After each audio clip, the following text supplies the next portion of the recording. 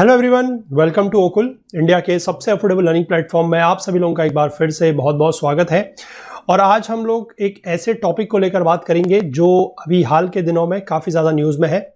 और कल इसको लेकर एक तरीके से एज सच आप कह सकते हैं कि सरकार की तरफ से बोला गया है कि हम लोग एक ऐतिहासिक फैसला ले रहे हैं और 3 फार्म लॉज जो थे, यानी कि जो तीनों कृषि कानून थे, उनको रिपील करने या उनको वापस लेने की बात सरकार के द्वारा कही गई है।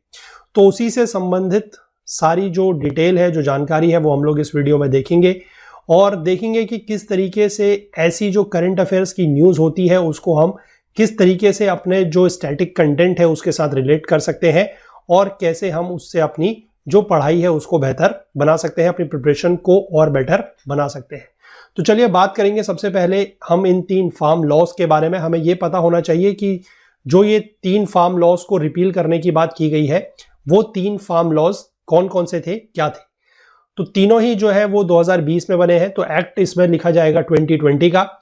ये तीनों जो लॉज हैं उनका नाम है, सबसे पहला है the farmers produce trade and commerce promotion and facilitation act of 2020। ये क्या था? Which is aimed eight allowing in agricultural produce outside trade in agricultural produce outside existing APMC mandis, agricultural produce and market committee की जो मंडीज है उसके बाहर। इसका मतलब क्या है? इसका मतलब ये है कि जो किसान है वो जो भी अपनी पैदावार है, जो भी उसका एग्रीकल्चरल प्रोड्यूस है, उसको वो एपीएमसी मंडीज के अलावा कहीं और भी बेच सकता है। तो ये बात को लेकर जो एक इशू था वो था एमएसपी को लेकर, क्योंकि किसानों का ये कहना था कि हम जो है अपने एग्रीकल्चरल प्रोड्यूस को एपीएमसी मंडीज के बाहर बेच सकते हैं। वो ठीक है, एक नया डायमेंशन हमारे लिए सरकार ने खोला है, वो अच्छी बात है। लेकिन वहां पर जो प्राइवेट ट्रेडर्स होंगे, जो प्राइवेट उनसे खरीदारी करेंगे, वो उनको एमएसपी का दाम नहीं देंगे, वो उनसे कम दाम पे चीजों को खरीदने की बात करेंगे। तो उससे किसानों का नुकसान है। तो इसको लेकर एमएसपी की बात बोली जा रही थी कि एमएसपी के ऊपर हमें एक गारंटी का कानून बना के दिया जाए। दूसरा जो लॉ था that was the farmers empowerment and protection agreement on price assurance and farm services act 2020। ये क्या था? Which seeks to provide a framework for contract farming. ये कॉन्ट्रैक्ट फार्मिंग को लेकर था। कॉन्ट्रैक्ट फार्मिंग बेसिकली क्या होती है वो मैं आपको समझाता हूं। आप नॉर्मली अगर देखिए कि होगा क्या कि किसान अगर अपनी कोई भी फसल उगा रहा है, मान लीजिए गेहूं है, चावल है, कुछ भी वो उगाता है, तो उसको वो क्या करेगा, फसल कटने के बाद वो जाएगा और उसको ये एपीएमसी मंडीज में बेचेगा। उसके बाद कोई भी ऐसी कंपनी या कोई भी ऐसी फैक्ट्री है जो मान लीजिए ब्रेड बनाती है, बिस्कुट बनाती है, उसको गेहूं की जरूरत है, तो वो इन मंडीज में जाके गेहूं खरीद लेगा। अब कॉन्ट्रैक्ट फार्मिंग में क्या होता है कि डायरेक्ट जो किसान है वो डायरेक्ट किसको बेचेंगे? जो ये इस तरीके की कंपनीज है, जो फैक्ट्रीज है, जो बिस्कुट बनाने वाली, ब्रेड बनाने वाली कंपनी है, उनको बेचेंगे। तो उसका एक पूरा का पूरा फ्रेमवर्क बनाने के लिए एक्ट बनाया गया था। ये दूसरा एक्ट था। और तीसरा जो एक्ट है that was the essential commodities amendment act of 2020 which is aimed at removing commodities such as cereal, pulses, oilseeds, edible oils, onion and potato from the list of essential commodities. तो basically ये तो एक amendment act था। क्यों? क्योंकि essential commodities का जो act है वो हमारे पास बहुत पुराना एक्ट है, दैट इज 1955 का ये एक्ट है हमारा एसेंशियल कमोडिटीज का एक्ट। उसको अमेंड करने की, उसको संशोधन करने की यहां पर बात बोली गई थी। क्योंकि ये जो एसेंशियल कमोडिटीज एक्ट है बेसिकली इसमें होता क्या था? इसमें यह था कि कुछ चीजें जो है जिनको एसेंशियल कमोडिटीज की कैटेगरी में रखा गया है, उनमें यह होगा कि आप इन कैटेगरीज का एक हद से ज्यादा जो है उसको जमा नहीं कर सकते, उसको अपने गोदाम में नहीं रख सकते। यह बात बोली गई थी सरकार के द्वारा जब 1955 का एक्ट आया था और इन सब चीजों को लेकर उसमें यह प्रोविजंस थे। अब उससे क्या होगा कि अगर आप मतलब ये जो होलसेलर है अगर ये इनको इकट्ठा कर लेते हैं तो उससे क्या होगी? जमाखोरी होगी। जमाखोरी का मतलब इज होर्डिंग, है ना। और जमाखोरी अगर होगी तो उससे क्या होगा? उससे फिर चीजों के दाम महंगे हो जाएंगे। तो इसी को लेकर सरकार ने जो है एसेंशियल कमोडिटीज का एक्ट लाया था। और ये जो अमेंडमेंट एक्ट लाया गया 2020 का, उसमें क्या बोला गया था कि कुछ जो सामान है जैसे serial, pulses, oilseeds, edible oil, है ना, ओनियन, पोटैटो, इनको क्या किया जाएगा? एसेंशियल कमोडिटीज से बाहर रखा जाएगा। ये तीनों जो बिल थे, जो लॉज थे, वो ये थे। अब इसको लेकर हम लोग बात करेंगे थोड़ा सा टाइमलाइन की। टाइमलाइन का मतलब यह है कि हम ये देखेंगे कि किस तरीके से शुरुआत से लेकर अभी तक जो पूरा का पूरा ये बात हुई है उसमें ये एक्ट कैसे काम किए हैं। ठीक है, सबसे पहले हम बात करेंगे 15 मई 2020 में, क्योंकि मई का महीना है 2020 का। आपको पता है कि उस समय कोरोना जो था, कोविड-19 जो था, वो अपने पीक पर था, लॉकडाउन वगैरह लगा हुआ था। तो उस समय सरकार की तरफ से एक प्रोग्राम स्टार्ट किया गया था जो था आत्मनिर्भर भारत। आत्मनिर्भर भारत के अंतर्गत आपको पता होगा कि सरकार ने 20 लाख करोड़ की आर्थिक पैकेज, है ना, इकोनॉमिक स्टिमुलस पैकेज की बात की थी। तो उसी 20 लाख पैकेज के अंतर्गत सरकार ने एक ये वाला जो है तीसरी किश्त उसकी जब लाए थे, तो उसमें सरकार ने क्या बोला था कि हम इकोनॉमी को कोविड-19 से उबारने के लिए, जो हमारी वित्त मंत्री हैं निर्मला सीतारमण, उन्होंने अनाउंस किया था कि सरकार जो है 3 फार्म लॉज या फिर 3 कृषि कानून लाने जा रही है। इसी के लगभग 15-18 दिन के बाद 3 जून 2020 को यूनियन कैबिनेट, जिसके चेयरमैन प्रधानमंत्री मोदी हैं, उनके अंतर्गत हिस्टोरिक डिसीजन लिया गया, ऐतिहासिक फैसला लिया गया और तीनों ऑर्डिनेंसेस को अप्रूव कर दिया गया, सहमति बन गई। इसके बाद 5 जून यानी कि 2 दिन के बाद जो है राष्ट्रपति इनका क्या करते हैं, अध्यादेश लेकर आते हैं, ऑर्डिनेंसेस प्रोम्युलगेट करते हैं। ऑर्डिनेंस इसलिए लाया गया क्योंकि उस समय जो है पार्लियामेंट सेशन में नहीं था, तो इसलिए इसको अध्यादेश के तहत लाया गया। और इसी के बाद न्यू फार्म लॉज जो है they came into the immediate effect, यानी कि 5 जून 2020 से ये जो कानून थे वो बन गए और लागू हो गए। ठीक है, इसका ऑर्डिनेंस आ गया, अध्यादेश आ गया। अब इसके बाद जब सितंबर के महीने में जब पार्लियामेंट सेशन में आती है, और उस समय कौन सा सेशन होता है, that is your monsoon session या मॉनसून सत्र, तो 14 सितंबर 2020 के दिन गवर्नमेंट क्या करती है, तीनों बिल को लोकसभा में पेश करती है। क्योंकि आपको पता होगा कि कोई भी बिल अगर ऑर्डिनेंस के थ्रू आया है तो ऑर्डिनेंस को प्रॉपर लॉ बनाने के लिए उसको पार्लियामेंट से पास कराना पड़ता है, लोकसभा राज्यसभा दोनों ही जगह से। तो इसलिए 14 सितंबर के दिन बिल को लोकसभा में लाए ताकि तीनों जो ये ऑर्डिनेंस लाए गए थे इनको क्या किया जा सके, रिप्लेस किया जा सके। 15 सितंबर के दिन जो एसेंशियल कमोडिटीज का एक्ट है लोकसभा में पास होता है। बाकी बचे हुए जो 2 बिल थे वो 17 सितंबर के दिन लोकसभा में पास होते हैं। इसके बाद 3 दिन के बाद 20 सितंबर को जो पहले 2 बिल थे उनको राज्यसभा में पेश किया जाता है और राज्यसभा से भी वो पास हो जाते हैं। 2 दिन के बाद 22 सितंबर के दिन जो एसेंशियल कमोडिटीज का अमेंडमेंट एक्ट है वो भी राज्यसभा से पास हो जाता है। और 24 सितंबर के दिन जो पहले 2 एक्ट बन चुके हैं, ठीक है, मतलब जो पहले 2 बिल पास हो चुके हैं लोकसभा राज्यसभा से, उनको राष्ट्रपति अपना असेंट दे देते हैं, अपनी सहमति दे देते हैं, तो वो लॉज बन जाते हैं। और इसके 2 दिन के बाद 26 सितंबर 2020 के दिन एसेंशियल कमोडिटीज का अमेंडमेंट बिल 2020, उसको भी जो है राष्ट्रपति की मंजूरी मिल जाती है। और इस तरीके से ये तीनों के तीनों जो बिल थे वो ऑर्डिनेंस के थ्रू जो आए थे वो अब लोकसभा राज्यसभा से पास होते हुए एक प्रॉपर कानून जो है वो बन जाते हैं। इसके बाद 27 सितंबर के दिन इनको जो है ऑफिशियल गेजेट में पेश कर दिया जाता है और ये लागू हो जाते हैं। इसी के बाद जो है सारे के सारे विवाद और सारे के सारे जो मतलब प्रॉब्लम्स हैं वो यहां से स्टार्ट होनी शुरू होती है। नवंबर 2020 में आप लोगों को पता होगा कि किसानों ने इसका विरोध करना स्टार्ट किया। उसके बाद जगह जगह पर जो है चक्का जाम किए गए, रैलियां की गई और बहुत सारे ऐसे धरने प्रदर्शन वगैरह स्टार्ट होते हैं। इसी के बाद सरकार और किसानों के बीच में जो बातचीत का दौर है, जो मीटिंग्स हैं वो भी स्टार्ट होती हैं। काफ़ी सारे लेवल्स ऑफ मीटिंग्स होती है, काफ़ी सारे दौर की बातचीत होती है, लेकिन फिर भी कोई कंक्रीट डिसीजन या ठोस नतीजा इन बैठकों का, इन मीटिंग्स का नहीं निकलता है। उसके बाद चलते चलते आ जाता है जनवरी 2021। फिर यह मामला पहुंचता है माननीय सुप्रीम कोर्ट के सामने और 12 जनवरी 2021 को जो माननीय सुप्रीम कोर्ट है वो इन बिल के इंप्लीमेंटेशन के ऊपर क्या कर देता है, रोक लगा देता है, इनके ऊपर स्टे लगा देता है और एक 4 सदस्यीय कमेटी बनाता है जो कि क्या करेंगे, जो लेजिस्लेशन के ऊपर अपने रिकमेंडेशन देंगे सभी स्टेक होल्डर्स की बात को सुनते हुए, जानते हुए, समझते हुए। तो यानी कि इसका मतलब आप ये समझिए कि 5 जून 2020 को जो अध्यादेश लागू हुआ था उसके बाद जो ये लॉज बने थे वो 12 जनवरी 2021 तक लागू रहते हैं, उसके बाद उनके ऊपर रोक लग जाती है। तो इस तरीके से सिर्फ 221 दिन तक ये लॉज जो है वो लागू रहते हैं।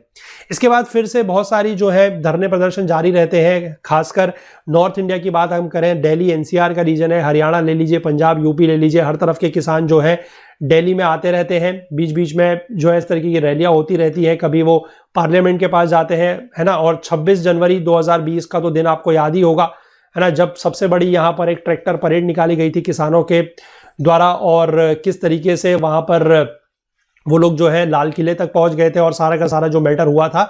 और उसी के बाद एक तरीके से आप कह सकते हैं कि ये जो पूरा का पूरा इशू था related to the farm bills और जो किसानों की अपनी बात थी, ये मुद्दा कहीं भटक के एक तरीके से आप कह सकते हैं कि इसमें पॉलिटिकल रंग जो है वो ज्यादा चढ़ गया था, है ना। वो सारी चीजें आप लोगों ने न्यूज में सुनी होंगी, आप लोग डेली अगर न्यूज वगैरह सुन रहे हैं पिछले 1-1.5 साल से, तो हम उस बात पर नहीं जाएंगे, हम वाला डायमेंशन नहीं एक्सप्लोर करेंगे कि पॉलिटिकल इसका क्या इंप्लीकेशन है, क्योंकि वो हमारे लिए कंटेक्स्ट में नहीं है। मतलब हमें उससे डिस्कशन करने का कोई मतलब नहीं है कि क्या इसका पॉलिटिकल इंप्लीकेशन हो सकता है, या अभी आगे आने वाले समय में जो है चुनाव आने वाले हैं तो क्या सरकार ने चुनाव को देखते हुए इनको जो है हटाया है या क्या है। ये सारी बातें हम लोग नहीं करेंगे क्योंकि वो हमारे स्कोप में नहीं है, हमारे डायमेंशन में नहीं है। हमें अपने स्कोप में रहते हुए ही बात करनी है, तो हम उसी के बारे में बात करेंगे। ठीक है, आगे हम देखते हैं कि इस चीज से, इस पूरे के पूरे इशू से, इस न्यूज से हम किस तरीके से, हमारा क्या फायदा है, हमें ये न्यूज क्यों जाननी चाहिए, वो भी मैं आपको आगे बताऊंगा। इसके बाद आता है कल का दिन, यानी कि 19 नवंबर 2021 का दिन, जब सुबह 9 बजे प्रधानमंत्री मोदी देश के नाम अपना संबोधन देने आते हैं। तो वहां पर ये पहले तो वो बहुत सारी बातें गिनाते हैं कि उन्होंने फार्मर्स के लिए क्या क्या किया और उनकी सरकार ने किस तरीके से किसानों का भला चाहा और फार्मर के लिए क्या क्या सारी चीजें की, क्या क्या स्कीम्स वगैरह लाए, वो सारी बातें बताते हैं। प्रधानमंत्री फसल बीमा योजना से लेकर वो सारी बातें, किसान credit card, soil health card, वो सारी बातें उन्होंने बताई, वो बहुत अच्छी बात थी। लेकिन उसके बाद जाते जाते वो एक बात और कह जाते हैं कि ये जो तीनों फार्म बिल्स हैं या जो फार्म लॉज हैं या तीनों जो कृषि कानून हैं, इनको सरकार जो है आने वाले शीतकालीन सत्र में, यानी कि in the upcoming winter session जो 29 नवंबर से स्टार्ट होने वाला है, उसमें सरकार इनको वापस ले लेगी। तो ये पूरा का पूरा जो इशू स्टार्ट हुआ था, एक तरीके से आप कह सकते हैं 15 मई 2020 को, जब हमारी जो वित्त मंत्री है, फाइनेंस मिनिस्टर है निर्मला सीतारमण, उन्होंने ये अनाउंस किया था कि इस तरीके के बिल लॉज जो है वो लाए जाएंगे, कानून लाए जाएंगे। तब से लेकर कल तक के दिन तक क्या क्या इंसिडेंसेस हुए इंपॉर्टेंट, वो मैंने आपको बता दिया। अब आप कहीं पर अगर जाके सुनेंगे न्यूज वगैरह में या कहीं पर पढ़ेंगे तो उसमें यह भी लिखा गया है कि किस दिन जो है रेल रोको आंदोलन चलाया गया, किस दिन ट्रैक्टर रैली की गई, किस दिन चक्का जाम किया गया, किस दिन सरकार और किसान के बीच में फर्स्ट लेवल की मीटिंग हुई, किस दिन सेकंड राउंड मीटिंग हुई, किस दिन थर्ड राउंड मीटिंग हुई। वो जानना हमारे लिए ऐसा इंपॉर्टेंट नहीं है। हमें ये एक बेसिक स्ट्रक्चर पता लग गया कि किस किस तरीके से चीजें चलती रही, उतना हमारे लिए काफी है। अब इसके बाद आगे हम बात करेंगे कि what will be the next step to withdraw these laws, क्योंकि सरकार ने ये कह तो दिया कि हम इन बिल को क्या करेंगे, इन लॉस को, इन कानून को क्या करेंगे, वापस लेंगे। लेकिन वो वापस कैसे लिया जाएगा ये हम जानते हैं।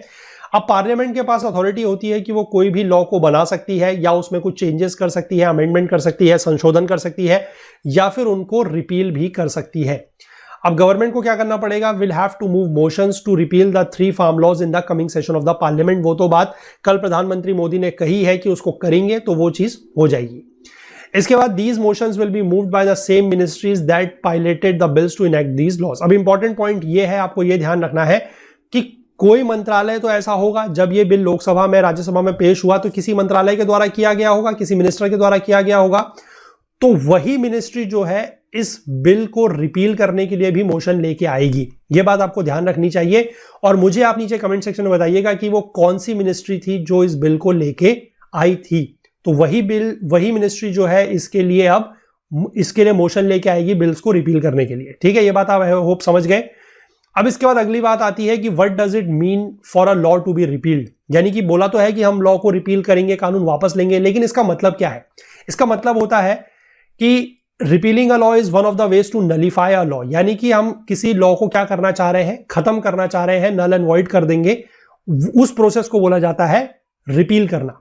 ठीक है, अब किसी भी कानून को रिपील किया कब जाता है पार्लियामेंट के द्वारा, जब उसको यह लगता है कि यह कानून जो है अब काम का नहीं है। यह बात आप समझ गए। अब इसके बाद एक इंपॉर्टेंट पॉइंट यहां पर दिया गया है, that is about the sunset clause. Sunset clause का मतलब क्या होता है? सनसेट का मतलब क्या है? डूबता हुआ सूरज। जब सूरज डूबता है तो दिन का जो उजाला है वो खत्म हो जाता है, अंधेरा आ जाता है ना। एक तरीके से हम कहते हैं कि दिन पूरा हुआ, रात आ गई है, तो वो सनसेट होता है। अब कुछ लॉज जब बनते हैं तो उनमें एक सनसेट क्लॉज होता है। सनसेट क्लॉज का मतलब क्या है कि उनमें एक ऐसी डेट लिखी जाती है कि जिस पर्टिकुलर डेट के बाद वो लॉज एग्जिस्ट नहीं करेंगे, दे सीज टू एग्जिस्ट। एग्जाम्पल के तौर पर जैसे यहां पर एक एंटी टेरर लेजिस्लेशन, यानी कि आप कह सकते हैं एक आतंक विरोधी कानून बना था जिसका नाम था terrorist and disruptive activities prevention act of 1987, जिसको शॉर्ट में टाडा बोला जाता है। इस पे सनसेट क्लॉज दिया गया था कि ये जो कानून है वो 1995 तक लागू रहेगा। तो 1995 तक लागू रहेगा तो उसमें एक सनसेट क्लॉज दिया गया है, यानी कि डेट दी गई है, तो उसके बाद वो अपने आप खत्म हो जाएगा। तो इस तरीके के कानून के लिए जिसमें सनसेट क्लॉज दिया हुआ है, उसको रिपील करने के लिए आपको कोई भी लॉ लाने की या दोबारा से लेजिस्लेशन लाने की जरूरत नहीं होती है। अब आप लोगों के लिए एग्जाम पॉइंट ऑफ व्यू से ये इंपॉर्टेंट क्यों है? क्योंकि मान लीजिए एग्जाम में क्वेश्चन आता है कि all the laws, for repealing all the laws, parliament has to bring legislation. तो ये स्टेटमेंट गलत हो जाएगा, क्योंकि सिर्फ उन्हीं लॉज के लिए लेजिस्लेशन लाना पड़ता है या उन्हीं लॉज को रिपील करने के लिए लेजिस्लेशन लाना पड़ता है जिनमें सनसेट क्लॉज नहीं होता, that do not have a sunset clause. इस बात को आप ध्यान रखेंगे। कोई भी लॉ ऐसा है जिसमें सनसेट क्लॉज दिया गया है तो उसको रिपील करने की तो फिर जरूरत ही नहीं है, वो तो जो डेट उसमें लिखी जाएगी उसके बाद वो अपने आप क्या हो जाएगा, नल एंड वॉइड हो जाएगा। आई होप इस बात को आप समझ गए होंगे। अब इसके बाद सरकार जो है वो लॉ को कैसे रिपील कर सकती है। पहली बात तो यहां पर जो वर्ड दिया गया है that is government. I hope आपको ये चीज पता होगी कि जो लॉ बनाने का काम है वो हमारी किसका है, विधायिका का है, यानी कि लेजिस्लेचर का है, पार्लियामेंट का है। तो यहां पर वर्ड गवर्नमेंट क्यों लिखा है, ये हालांकि सही है लेकिन उन्होंने थोड़ा सा अलग तरीके से इसको लिखा है। तो ये मुझे आप अगर समझते हैं, अगर इतनी पॉलिटिक्स आपको समझ है कि यहां पर गवर्नमेंट क्यों लिखा है और लॉ कौन बनाता है और ये सारे अगर आपको कंसेप्ट बिल्कुल क्लियर है तो आप मुझे नीचे कमेंट सेक्शन में बताइएगा कि यहां पर गवर्नमेंट वर्ड क्यों लिखा है। सही है, वर्ड गलत नहीं है, मुझे कमेंट सेक्शन में बताइएगा। ठीक है। अब संविधान का अगर आप आर्टिकल 245 या अनुच्छेद 245 अगर देखेंगे, पढ़ेंगे तो उसमें क्या लिखा है कि पार्लियामेंट को पावर दी जाती है कि वो होल या एनी पार्ट ऑफ इंडिया, यानी कि पूरे के पूरे भारत के लिए या भारत के किसी एक हिस्से के लिए कानून बना सकता है। इसी तरीके से जो स्टेट लेजिस्लेचर्स हैं, यानी कि जो राज्यों की विधानसभाएं हैं, वो राज्यों के लिए क्या कर सकती हैं, कानून बना सकती है। तो पार्लियामेंट को रिपील करने का, किसी भी लॉ को रिपील करने का जो पावर है, जो शक्ति मिलती है, वो भी इसी प्रोविजन से, इसी प्रावधान से मिलती है। ये बात भी आप समझ गए। इसके बाद अगला जो एक इंपॉर्टेंट पॉइंट है वो ये है कि a law can be repealed either in its entirety, in part or even just to the extent that it is in contravention of other laws. यानी कि लॉ अगर बन गया तो पूरा का पूरा लॉ को रिपील करना जरूरी नहीं है। पूरे के पूरे लॉ को भी रिपील किया जा सकता है, उसके किसी पार्ट को, किसी हिस्से को भी रिपील किया जा सकता है, या फिर सिर्फ उतना ही कुछ सेक्शन उसमें से हटाया जा सकता है जो किसी दूसरे लॉ के साथ कॉन्ट्रावीन कर रहा हो या किसी दूसरे लॉ के साथ वो कोऑर्डिनेशन में नहीं हो। आई होप ये बात भी आप समझ गए होंगे। मैं इतने इंपॉर्टेंट तरीके से या इतना एम्फसाइज देकर, इतना जोर देकर ये स्टेटमेंट्स आपको क्यों बता रहा हूं, क्योंकि यूपीएससी की आदत है कि इस तरीके की चीजें में आपसे क्वेश्चन पूछ सकती है। स्टेटमेंट के फॉर्म में आपको ये क्वेश्चन दिया जा सकता है। ठीक है, तो ध्यान रखिएगा। और वैसे भी ये इशू काफी चला है, तो हो सकता है कि आगे आने वाले समय में आपको ये क्वेश्चन आप लोगों के यूपीएससी में या स्टेट पीसीएस के एग्जाम में कहीं पर देखने को इस तरीके की चीजें मिल जाए, तो आपको कंसेप्ट बिल्कुल क्लियर होने चाहिए।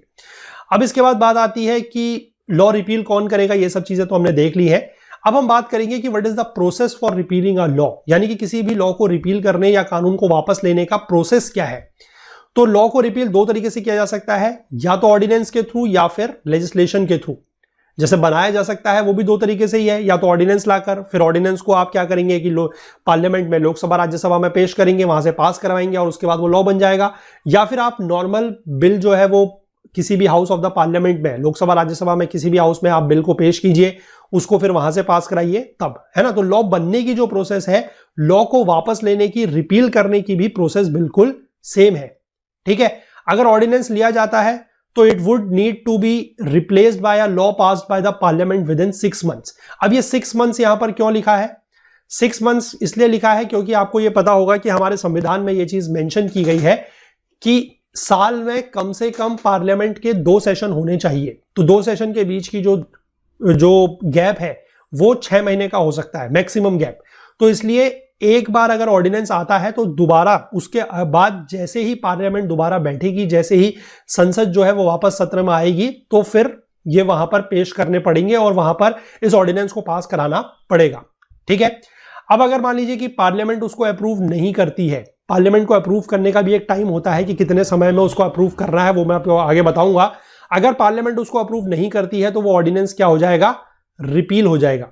और ध्यान रखिए यहां पर हम कौन से ऑर्डिनेंस की बात कर रहे हैं? ये ऑर्डिनेंस हम उसकी बात कर रहे हैं लॉ को रिपील करने वाले की। ठीक है, लॉ को बनाने की बात हम नहीं कर रहे हैं, हम सारी की सारी बात कर रहे हैं लॉ को रिपील करने की।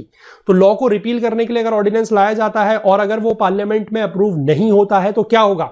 ऑर्डिनेंस तो लैप्स हो जाएगा। और जैसे ही वो ऑर्डिनेंस लैप्स होगा वैसे ही आप ये समझिए कि जो वो लॉ जिसको रिपील करने की बात की गई थी वो रिपील नहीं होगा। तो वो लॉ क्या हो जाएगा? That law will be revived, यानी कि वो लॉ जैसे चल रहा था वैसे ही चलता रहेगा। आई होप इस बात को आप समझ रहे होंगे बहुत अच्छे से। और दूसरा तरीका क्या है कि आप ऑर्डिनरी लेजिस्लेशन लेके आइए फार्म लॉस को रिपील करने के लिए। उसमें तो सिंपल सी बात है कि आप उसको दोनों हाउसेज में क्या कराएंगे? पास कराएंगे। उसके बाद जिस तरीके से राष्ट्रपति का एसेंट या राष्ट्रपति की सहमति या मंजूरी की जरूरत होती है लॉ बनाते समय, उसी तरीके से इसको हटाने के लिए भी राष्ट्रपति की मंजूरी लगेगी। तीनों फार्म लॉज को जो है एक ही लेजिस्लेशन के थ्रू रिपील किया जा सकता है। और यूजुअली जो इस तरीके के बिल्स होते हैं, मतलब जो इस तरीके के बिल पेश किए जाएंगे लॉ को रिपील करने वाले, उनका जो टाइटल रहता है that is repealing and amendment. ठीक है, मतलब सीधी सी बात आप ये समझिए, मैंने आपको बताया कि कोई भी बिल को इंट्रोड्यूस किया गया, वो लॉ बन गया, वो गैजेट में पब्लिश हो गया, तो ऐसा नहीं है कि वो कोई एक हार्ड कॉपी का पेज है उसको आपने फाड़ के डस्टबिन में फेंक दिया, या गैजेट में वो पब्लिश हो गया तो वहां से डिलीट कर दिया तो वो लॉ खत्म हो गया। ऐसा नहीं है, ये आपको बड़े अच्छे से समझना है। और ये बड़ी, मतलब एक तरीके से आप कह सकते हैं कि बड़ी अच्छी हमें इंफॉर्मेशन यहां पर मिली है। ये चीजें आपको बड़े अच्छे से जाननी चाहिए, क्योंकि ऐसे बहुत सारे इश्यूज आज तक हुए नहीं है, लेकिन फिर भी आपको पता होना चाहिए, ये चीज समझ में आनी चाहिए कि किसी लॉ को बनाने की प्रोसेस क्या है, बनाने की प्रक्रिया तो हमें पता है, लेकिन उसको वापस लेने की या उसको रिपील करने का क्या प्रोसेस है, ये मैं आपको यहां पर अच्छे से समझा रहा हूं। आई होप आपको बातें समझ में आ रही होंगी। ठीक है, अब यहां पर यह लिखा गया है कि नरेंद्र मोदी की जो गवर्नमेंट है, ये जब से 2014 में सत्ता में आई है, ये इस तरीके के 6 रिपीलिंग और अमेंडमेंट एक्ट लेके आई है। ठीक है, इन्होंने 1428 स्टैट्यूट्स मतलब कानून इस तरीके से कह सकते हैं जो ऑब्सोलीट हो गए हैं, मतलब जो आज की डेट के लिए अब जिनका काम नहीं है, जो आज की डेट में काम आने वाले नहीं है, उनको हटा दिया गया है। तो इस तरीके के 6 रिपीलिंग और अमेंडमेंट एक्ट जो है वो आज तक 2014 से अभी तक आए हैं।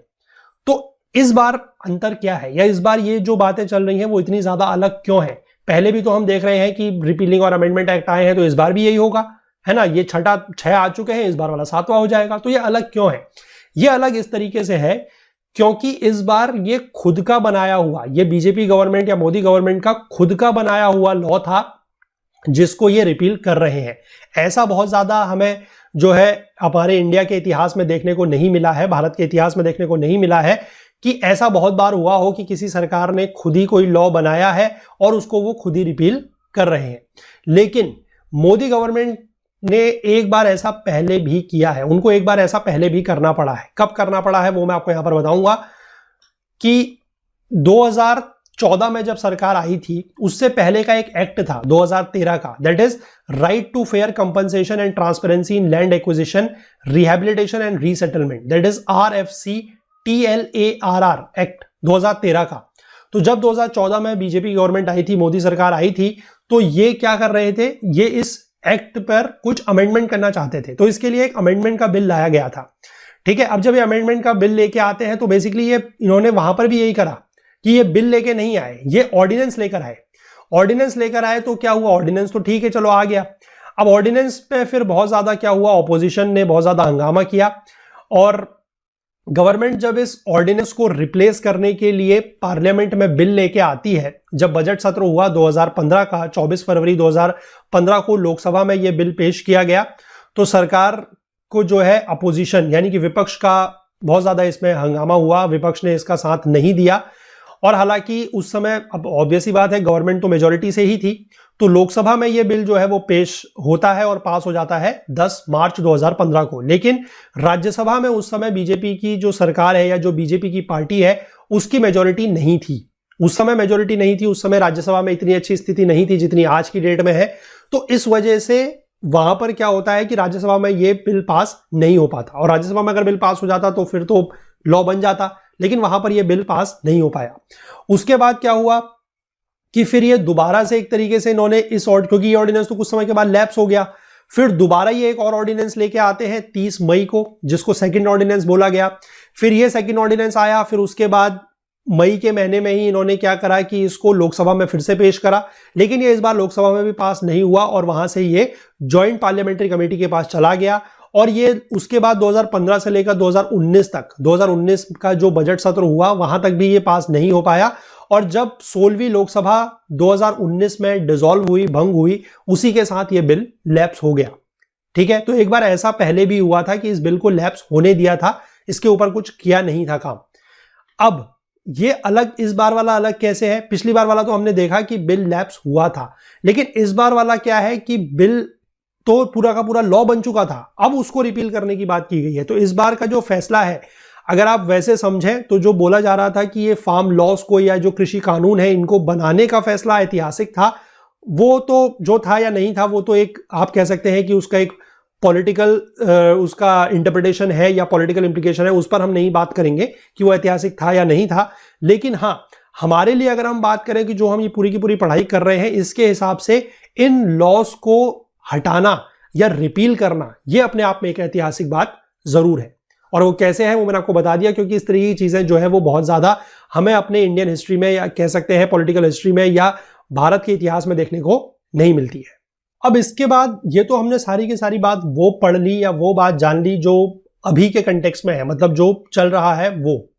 अब हम इसको अपने स्टैटिक पोर्शन से या जो चीज हमने अपने टेक्स्ट बुक में पढ़ी है या जो हमने अपने सिलेबस के हिसाब से पढ़ी है उसके साथ कैसे लिंक करेंगे, ये चीज जरूरी है।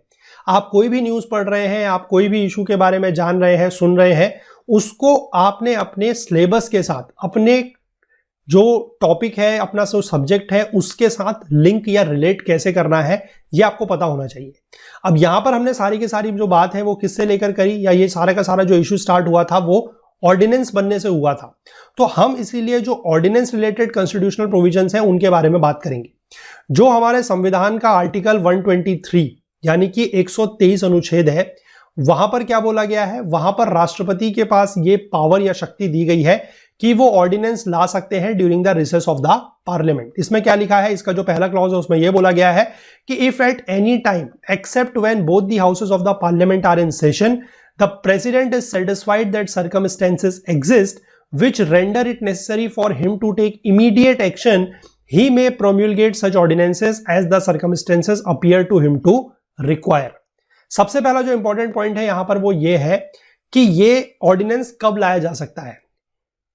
एक कंडीशन ये है कि दोनों के दोनों सदन जो है वो सेशन में है, दोनों के दोनों सदन सत्र में है। उसके अलावा कभी भी जो है वो पार्लियामेंट, ये जो ऑर्डिनेंस है वो राष्ट्रपति के द्वारा लाया जा सकता है। यानी कि कंडीशन क्या बन सकती है कि या तो दोनों के दोनों सदन ही सेशन में ना हो, सत्र में ना हो, या फिर दोनों में से एक भी अगर सत्र में हो तब भी जो है वो ऑर्डिनेंस लाया जा सकता है। क्योंकि अगर दोनों में से एक सदन भी सेशन में होगा तब भी क्या है कि तब भी लॉ नहीं बन सकता, क्योंकि कोई भी बिल जो है वो जब तक दोनों सदन से पास नहीं होगा वो लॉ नहीं बनेगा। ठीक है, इस बात को समझ गए। तो यानी कि जब तक अगर दोनों सदन सत्र में नहीं है तब भी अध्यादेश या ऑर्डिनेंस लाया जा सकता है, या दोनों में से अगर एक भी सत्र में नहीं है तो भी ऑर्डिनेंस या अध्यादेश लाया जा सकता है। ये पहली बात इसमें बोली है। ठीक है, ये इंपॉर्टेंट चीज हो गई, समझ गए आप। दूसरा जो इसका क्लॉज है आर्टिकल 123 का, वो क्या बोलता है कि an ordinance promulgated under this article shall have the same force and effect as an act of the parliament. यानी कि इस आर्टिकल के अंतर्गत, 123 आर्टिकल के अंतर्गत जो भी ऑर्डिनेंस लाया जाएगा उसकी जो पावर है, जो उसका फोर्स है, जो उसका इफेक्ट है, वो सेम होगा as the act of the parliament. कि जैसे अगर पार्लियामेंट में कोई कानून बनाया जाता है, कोई अध्यादेश लाया जाता है, तो वहां पर जो उसका एक्ट होगा, जो उसके इफेक्ट होंगे, जो उसके पावर होंगे, सेम इफेक्ट और सेम फोर्स किसका होगा, ऑर्डिनेंस का भी होगा। लेकिन यहां पर एक इंपॉर्टेंट बात बोली है कि बट एवरी सच ऑर्डिनेंस, ये चीज क्या है, shall be laid before both the houses of the parliament and shall cease to operate at the expiration of 6 weeks from the reassembly of the parliament। ठीक, यानी कि अब होगा क्या, ऑर्डिनेंस लाए, ऑर्डिनेंस को लाने के बाद उसको आपको क्या करना पड़ेगा, ऑर्डिनेंस लाए कब, पहली बात तो ये समझिए, ऑर्डिनेंस लाए कब, तब लाए जब पार्लियामेंट सत्र में नहीं है। उसके बाद जैसे ही पार्लियामेंट सत्र में आती है, क्योंकि 6 महीने के बाद तो पार्लियामेंट एटलीस्ट सत्र में आएगी, उससे ज्यादा गैप तो हो नहीं सकता, मैंने आपको पीछे बताया क्यों नहीं हो सकता, है ना। अब जैसे ही पार्लियामेंट सेशन में आएगी उसकी रीअसेंबली के तुरंत बाद इस ऑर्डिनेंस को जो है आपको क्या करना पड़ेगा, इसको लॉ बनाना पड़ेगा। तो उसके लिए आपको बिल पेश करना पड़ेगा और वो बिल जो है दोनों सदन से पास होना चाहिए 6 हफ्ते के अंदर अंदर। अगर 6 हफ्ते में ऑर्डिनेंस पास नहीं होता, वो बिल पास नहीं होता, तो ये ऑर्डिनेंस जो है वो क्या हो जाएगा, लैप्स हो जाएगा। ये बात आप समझ गए। अब 6 हफ्ते से पहले भी हो सकता है। कैसे, अगर मान लीजिए दोनों हाउसेस में उसको पेश किया गया और दोनों हाउस ने उसको अप्रूव नहीं करा, डिसअप्रूव करते हुए उसको एक रेजोल्यूशन पास कर दिया, तो वो 6 हफ्ते से पहले भी जो है लैप्स हो सकता है। लेकिन मैक्सिमम समय कितना रहेगा, 6 हफ्ते। और वो 6 हफ्ते कब से है, जब से पार्लियामेंट की रीअसेंबली होगी तब से। ठीक है, आई होप बात समझ गए। और या फिर प्रेसिडेंट जो है उसको खुद भी विड्रॉ कर सकते हैं, प्रेसिडेंट जो है खुद भी विड्रॉ कर सकते हैं, लेकिन कब, जब वो ऑर्डिनेंस की शक्ल में है तब तक। जब वो लॉ बन गया तब नहीं कर सकते। जैसे आज की डेट में हम बात कर रहे हैं कि फार्म जो लॉज हैं उसको ऑर्डिनेंस के थ्रू लाया गया था, अब लेकिन उनका लॉज बन चुका है, तो अब उनको प्रेसिडेंट विड्रॉ नहीं कर सकते। ठीक है, अगर वो ऑर्डिनेंस की शक्ल में है तब तक उसको प्रेसिडेंट विड्रॉ कर सकते हैं। आई होप आपको ये बात समझ में आ गई होगी। अब इसके बाद दूसरी बात यहां पर क्या लिखी है जो आपको समझनी चाहिए, वो ये है कि यहां पर एक समय दिया गया है, ड्यूरेशन दिया गया है 6 weeks from the reassembly of the parliament. अब पार्लियामेंट मतलब लोकसभा और राज्यसभा, तो जरूरी तो नहीं है कि दोनों का जो असेंबली है वो एक ही दिन हो रही हो, है ना। मान लीजिए जैसे इस साल की अगर हम बात करते हैं, जो शीतकालीन सत्र या विंटर सेशन की बात की जा रही है कि 29 नवंबर से क्या होगा, पार्लियामेंट स्टार्ट हो जाएगी। तो मान लीजिए कि 29 नवंबर के दिन लोकसभा का सेशन स्टार्ट हो जाता है, मान लीजिए, ठीक है। उसके लगभग एक हफ्ते या 5-6 दिन के बाद मान लीजिए 5 दिसंबर से, मान लीजिए 5 दिसंबर से जो है राज्यसभा का सेशन स्टार्ट होता है। तो जो हमें ये 6 हफ्ते की बात करनी है वो कहां से करनी है ये आपको समझना है। ये 6 हफ्ते की जो हम बात करेंगे वो करेंगे 5 दिसंबर से, ठीक है। यही चीज यहां पर लिखी गई है कि where the houses of the parliament are summoned to reassemble on different dates, the period of 6 weeks shall be reckoned from the later of those dates. ठीक है, ये इंपॉर्टेंट बात है कि अगर जो हाउसेज हैं वो अलग अलग डेट से अगर स्टार्ट हो रहे हैं तो जो ये 6 हफ्ते का समय लिया जाएगा वो बाद वाली डेट से लिया जाएगा। आई होप इस बात को आप समझ गए, ठीक है। फिर उसके बाद आर्टिकल 123 का जो तीसरा क्लॉज है वो क्या बोलता है कि if and so far as an ordinance under this article makes any provision which parliament could not under this constitution be competent to enact it shall be void. यानी कि ऑर्डिनेंस सिर्फ उन्हीं सब्जेक्ट्स के ऊपर लाया जा सकता है जिनके ऊपर पार्लियामेंट लॉ बना सकती है। अगर मान लीजिए किसी ऐसे सब्जेक्ट के ऊपर जो है ऑर्डिनेंस लाया जाता है जिसको लेकर पार्लियामेंट लॉ नहीं बना सकती, तो उस तरीके का ऑर्डिनेंस जो है वो वैलिड नहीं होगा, वो वॉइड हो जाएगा, ठीक है। तो यहां पर हमने बेसिकली करा क्या, इस पूरे के पूरे टॉपिक के साथ, इस पूरे के पूरे इशू के साथ हमने जो करंट अफेयर्स थे उसके साथ हमने जो हमारा स्टैटिक पोर्शन है या जो हमारे टेक्स्ट बुक में जो चीजें दी जाती हैं या जो हमारे सिलेबस का पार्ट है उसको हमने रिलेट किया। तो इसी तरीके से आपको पढ़ाई करनी है। ये तो सिर्फ बेसिकली एक तरीके से आप कह सकते हैं कि पॉलिटी का टॉपिक था। आपके चाहे इकोनॉमी का टॉपिक हो, चाहे आपका पॉलिटी, तो ये मैंने आपको बताया ही। इसके बाद जो भी डायनामिक पोर्शंस हैं, जैसे कि आपका साइंस एंड टेक आप पढ़ रहे हैं, एनवायरमेंट रिलेटेड इश्यूज आप पढ़ रहे हैं, या फिर इंटरनेशनल रिलेशन है, इकोनॉमी है, इन सब चीज़ों को भी आपको इसी तरीके से लिंक करके पढ़ना है, तभी फायदा होगा। अब मान लीजिए आपने सिर्फ और सिर्फ ये न्यूज़ पढ़ ली, या आप 1-1.5 साल से न्यूज़ सुन रहे हैं, आपने ऑर्डिनेंस के बारे में नहीं पढ़ा, एग्जाम में क्वेश्चन आ जाता है ऑर्डिनेंस को लेकर, तो आप तो ये कहेंगे कि ये चीज़ कहाँ से आ गई, है ना। अब ये चीज कहीं से भी नहीं आएगी। यूपीएससी की सबसे एक अच्छी बात यह है कि क्वेश्चन मतलब बिल्कुल वेग तरीके से वो नहीं पूछेंगे, कहीं ना कहीं उस क्वेश्चन का कहीं ना कहीं आपके करंट अफेयर्स से रिलेशन होगा, ठीक है। तो इस तरीके से आप हर टॉपिक को, अपने हर सब्जेक्ट को जो है अपने सिलेबस के साथ मैप करते हुए पढ़िए। जो भी करंट अफेयर्स वगैरह आप पढ़ रहे हैं तो उससे आपका बहुत फायदा होगा। तो आज के वीडियो में इतना ही। अगले किसी वीडियो में कुछ और इंपॉर्टेंट बात के साथ हम लोग फिर आपके सामने हाजिर होंगे। तब तक के लिए अपना बहुत बहुत ध्यान रखिएगा। Please do take care of yourself. Thank you. Have a nice day. Bye-bye.